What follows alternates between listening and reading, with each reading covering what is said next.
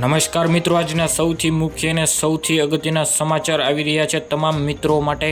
ખેડૂતોને દેવા માફી અંગે ફેસલો, ખેડૂતોને ટ્રેક્ટર ખરીદવા સહાય, ખેડૂતોને હેક્ટર દીઠ 20,000ની સહાય, ખેડૂતોને 18મો હપ્તો 6,000 જાહેર, નેનો યુરિયામાં 60% સહાય। આજના સૌથી મોટા ખેડૂત સમાચાર। તો મિત્રો, આ બધા સમાચાર વિગતવાર જણાવું તે પહેલાં જે પણ ખેડૂત ભાઈઓ આપણી ચેનલ ખેડૂત માહિતી પર નવા આવ્યા છે તો તે ભાઈઓ અત્યારે જ આપણી ચેનલ ખેડૂત માહિતીને સબસ્ક્રાઈબ કરી નાખજો, કારણ કે મિત્રો તમને આમાં આવા જ ખેડૂતને લગતા અને ખેડૂતને લગતી સમાચારની માહિતી સૌથી પહેલાં જાણવા મળી જશે।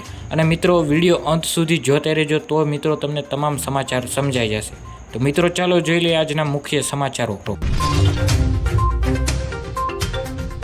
તો મિત્રો, આજના સૌથી પહેલા સમાચારની વાત કરીએ તો ખેડૂતોને દેવા માફી અંગે ફેસલો। ખેડૂતો માટે દેવા માફીને લઈને ખૂબ જ મહત્વપૂર્ણ સમાચાર આવી રહ્યા છે। ખેડૂતો ઘણા વર્ષોથી દેવા માફીની માંગ કરતા આવ્યા છે। વર્ષ 2022માં ગુજરાતના વિધાનસભા ચૂંટણી હતી ત્યારે ખેડૂતોને એવી આશા હતી કે ચૂંટણી પહેલાં દેવા માફીને લઈને કોઈ સમાચાર આવી શકે છે, પણ ત્યારે કોઈ જાહેરાત થઈ નથી। ત્યારબાદ ખેડૂતોને એવી આશા હતી કે 2024 લોકસભા ચૂંટણી પહેલાં ખેડૂતોને ખુશખબર મળી શકે છે, પરંતુ ખેડૂતોને દેવા માફી અંગે કોઈ જાહેરાત કરવામાં આવી નથી।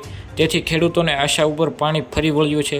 માત્ર કોંગ્રેસ સરકારે એવું જણાવ્યું છે કે જો એની સરકાર બને છે તો મોદી સરકારે જે ઉદ્યોગપતિને લોન માફ કરી હતી તે રકમ ખેડૂતોને લોન માફીમાં વાપરવામાં આવશે। તે સાથે જ મિત્રો, ખેડૂતોને 18મો હપ્તો 6,000 જાહેર। પીએમ કિસાન સન્માન નિધિ યોજના હેઠળ ખેડૂતોને દર વર્ષે 6,000ની આર્થિક સહાય આપવામાં આવે છે, જે 2,000ના 3 હપ્તા આપવામાં આવે, એટલે કે દર વર્ષે ટોટલ 6,000 રૂપિયાની સહાય આપવામાં આવે છે। જે મુજબ 2,000 રૂપિયાનો 17મો હપ્તો 18 જૂન 2024ના રોજ ખેડૂતોના ખાતામાં મોકલવામાં આવ્યો હતો, પરંતુ ઘણા બધા એવા ખેડૂતો છે જેમના 2 ખાતા છે, હજુ સુધી એમાં 17મો હપ્તો જમા થયો નથી। જેની પાછળનું મુખ્ય કારણ એ છે કે કેવાયસી અને જમીનના રેકોર્ડની ચકાસણી હજી એણે કન્ફર્મ કરી નથી। તેના કારણે મિત્રો એની અંદર તમને 17મો હપ્તો જમા થશે નહીં। એટલે મિત્રો, કેવાયસી કમ્પ્લીટ કરી નાખો ને જમીનના રેકોર્ડ પણ ચકાસણી કરી લેવું। તે સાથે જ મિત્રો, વાત કરીએ તો ખેડૂતોને ટ્રેક્ટર ખરીદવા સબસિડી। ગુજરાત સરકારે ખેડૂતોના હિતને ધ્યાનમાં રાખીને વધુ એક પગલું ભર્યું છે। આ ખેડૂત પોર્ટલ ઉપર ટ્રેક્ટર સબસિડી યોજના ગુજરાત ટ્રેક્ટર સહાય યોજના નામની જાહેરાત કરી છે, જે હેઠળ રાજ્યના 50,000 ખેડૂતોને ટ્રેક્ટર ખરીદી ઉપર સબસિડી આપવામાં આવશે। આ યોજનાનો મુખ્ય હેતુ એક છે કે ખેડૂતોને આધુનિક કૃષિ તકનીકોથી આપવામાં પ્રોત્સાહિત કરવાનો, જેનાથી ખેડૂતોને કાર્યક્ષમતામાં વધારો થઈ શકે અને ખેડૂતોની આવકમાં પણ સુધારો થશે। આ યોજના હેઠળ ખેડૂતોને ટ્રેક્ટરની કિંમત 40% અથવા તો 45,000 બેમાંથી જે ઓછું હોય તે મુજબ સબસિડી આપવામાં આવશે। ગુજરાતના તમામ વર્ગનો ખેડૂતોને આ યોજનાનો લાભ લઈ શકે છે। ખેડૂતોને મળશે હેક્ટર દીઠ 20,000 રૂપિયાની સહાય। રાજ્ય સરકાર દ્વારા અમલમાં મુકાયેલી નવી યોજનાની માહિતી આપતા કૃષિ મંત્રી રાઘવજી પટેલે જણાવ્યું કે રાજ્યના દરેક નાગરિકને રાસાયણિક ખાતર તેમજ જંતુનાશક દવાના ઉપયોગ ન કર્યા વગર વિના ઉત્પાદિત કરેલા શાકભાજી પાકો સફળતાથી મળી રહે તે માટે શાકભાજી પાકોને પ્રાકૃતિક કૃષિને પ્રોત્સાહન આપવાની યોજના અમલમાં મૂકવામાં આવી છે।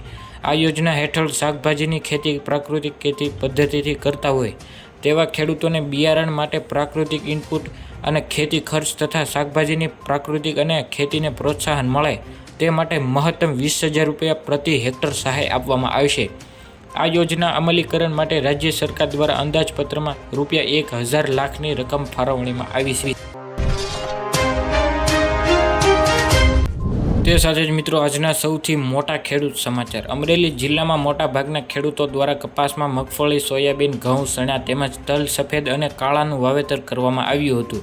સાવરકુંડલા યાર્ડમાં મોટી મગફળીના 1,297 રૂપિયા ભાવ રહ્યો હતો અને સાવરકુંડલા માર્કેટિંગ યાર્ડમાં કપાસનો ભાવ 1,400 રૂપિયાથી 1,630 રૂપિયા સુધી નોંધાયો હતો, જ્યારે કપાસની 1,550 મણની આવક નોંધાઈ હતી। આ સિવાય સાવરકુંડલા યાર્ડમાં ચણાની જર્સીની હરાજી કરવામાં આવી હતી। ચણાનો ભાવ 1030 રૂપિયાથી લઈને 1144 રૂપિયા બોલાયો હતો. તો મિત્રો આ હતા આજના સૌથી મુખ્ય અને સૌથી અગત્યના ખેડૂતો માટે સમાચાર.